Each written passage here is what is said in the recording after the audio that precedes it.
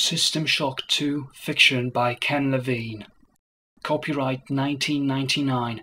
Irrational Games. Read to you by ShephardReborn. Part 2.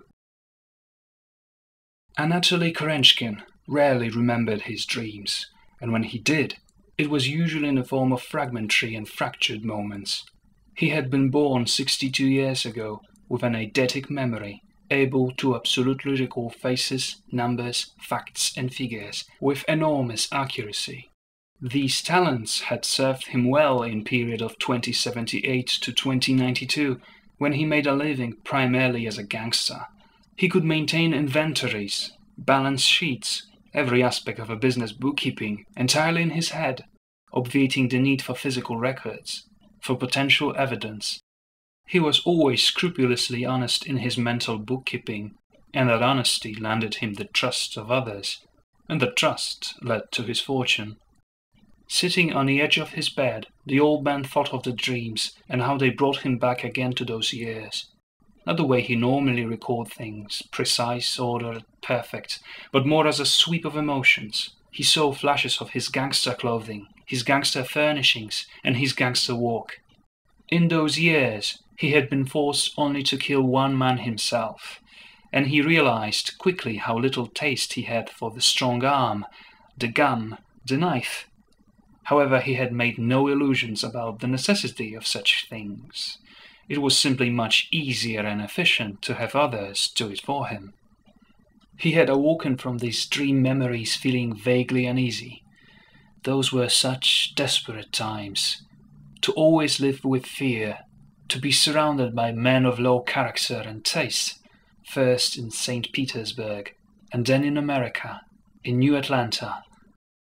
After the fall of the corporations, however, the UNN began to crack down. When the Luddites took control, Anatoly knew he could become a very wealthy man if he were able to provide technology to those who wanted it.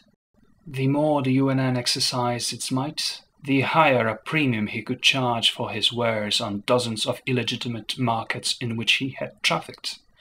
In order to fight rampant technology in the private sector, the UNN had to grow its technological sophistication.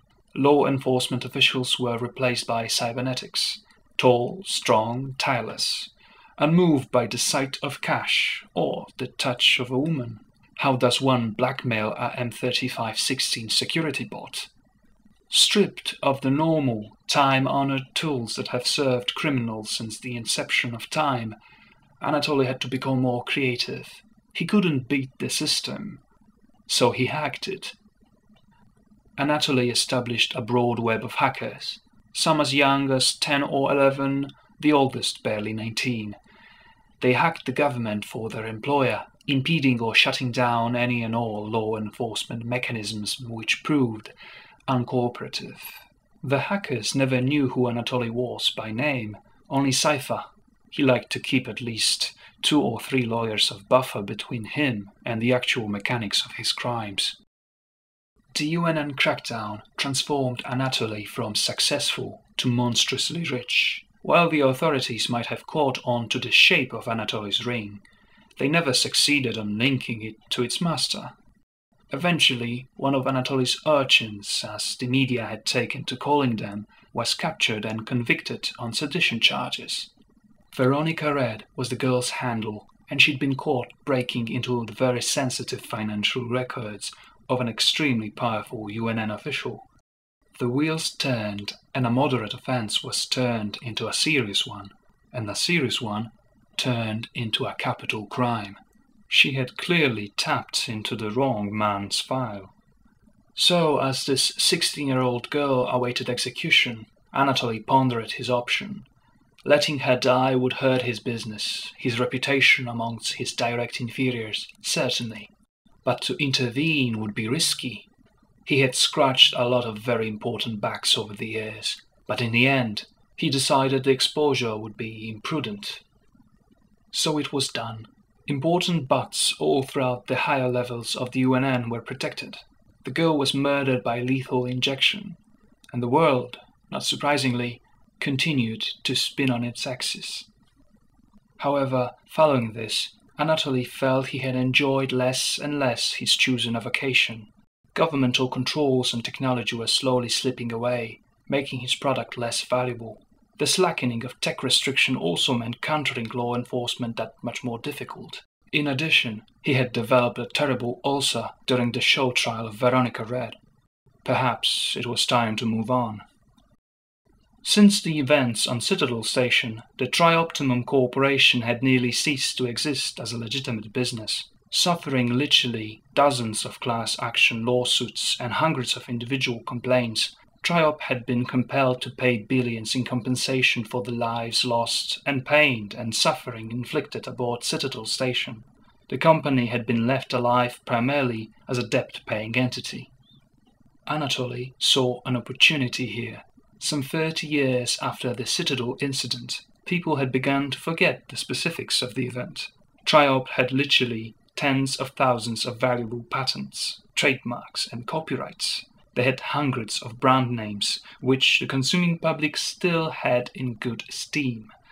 Triop was, in his mind, perhaps the most undervalued commodity in the history of value. And so he took his millions of black market gains and bought 51% of the Trioptimum Corporation. And he grew his business, exploited brands and leaned on his contacts in the UNN to relax technology restrictions even further. Triop's fortunes began to change. And now there was Sarah, Delacroix's marvel, a real true blue breakthrough, a wonder of modern science, the first functional device capable of propelling matter at faster than light speeds. He had recognized Delacroix's genius early and had set about personally managing her growth in the company. She had contributed much before, but never anything as practical as this. Her device, well, her theoretical device, would rewrite every paradigm. She had willed into existence the ability to collapse space and distance practically meaningless, and she had done it on his dime. What would that mean? For a species crowded into a collapsing planet and the center of a series of wretched, foul-smelling, collectivized off-world colonies, it would mean opportunity, possibility. It would mean hope, packaged, sealed and marketed exclusively by Trioptimum Corporation. But more importantly than that, with Triop as the sole provider of this technology, the UNN would lose their ability to hold him in their grip. The public wanted stars, and Anatoly, through Delacroix and Sarah, would deliver to them. Surely they would not allow the government to get in the way. But it worried him. Diego was smart, and Diego knew all, but Diego had illusions of his own importance, and that made him underestimate Anatoly. He had no idea how much pull Triop had now within the UNN. Kerenchkin rose, got out of bed, went to the bathroom and had his teeth brushed by the dentobrite. But Delacroix was making noises now. Sarah was being rushed, she said. She needed another 5 years to complete the prototype. She had emphasized to need the potential side effects of Sarah. Like what? He had asked her. I have no idea. That's why they need to be studied. Anatoly hated this about scientists. He knew she wanted the time. Part of it was the classics engineer need to tinker, and part of it was fear. Was that it? Was Delacroix afraid of her creation? But Anatoly couldn't allow that much time. Time opened up so many unpleasant possibilities. Sarah stolen, Sarah shut down by the government. None of them were particularly pleasant. Sarah would open many doors. Behind some of them would be the lady, behind others the tiger. But wasn't it always that way? He knew despite Sarah, despite Diego, despite everything, those doors would eventually be flung open. Soon the committee would convene, and the final shape of things would be known. There would be much hoo-ha, much gnashing of teeth, and much publicity. He would sit in the background and watch others fight his battles for him, just as he had always done. Anatoly spat in a sink, enjoying the electric minty residue left behind on his teeth. He made a mental note to send a case of Dentubrites to Captain Diego. In the upcoming weeks, his famous smile would need to look its brightest. End of part 2. This was Shepherd Reborn. Thank you for listening again, and see you next time. Shepherd Reborn out.